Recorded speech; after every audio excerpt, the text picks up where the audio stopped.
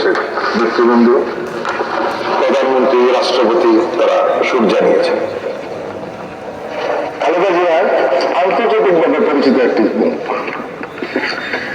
গণতন্ত্রের জন্য তার লড়াই সংগ্রাম সারা বিশ্বে একটি আলোচিত বিষয় ছিল। বিশেষ করে গত 15 বছর ফ্যাসিস্ট সরকারের বিরুদ্ধে তার অনমনীয় এবং সাহসী অবস্থান সারা বিশ্বে আলোচনার বিষয় হয়ে ওঠে। তিনি কারাবরণ করেছেন, তাকে মিথ্যা মামলায় জেল দেওয়া হয়েছে, তিনি আপোষ করেন। আমরা দেখছি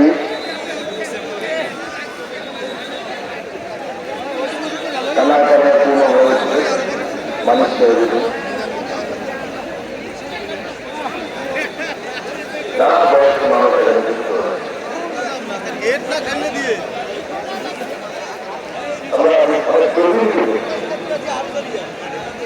তরুণদের পাশাপাশি কারণ তরুণরা খালেদা জিয়ার রাজনীতিকে খুব কাছ থেকে দেখেছে, তার উত্থান দেখেছেন, তার সাফল্য দেখেছেন, তার লড়াই দেখেছেন, তার দেশপ্রেম দেখেছেন।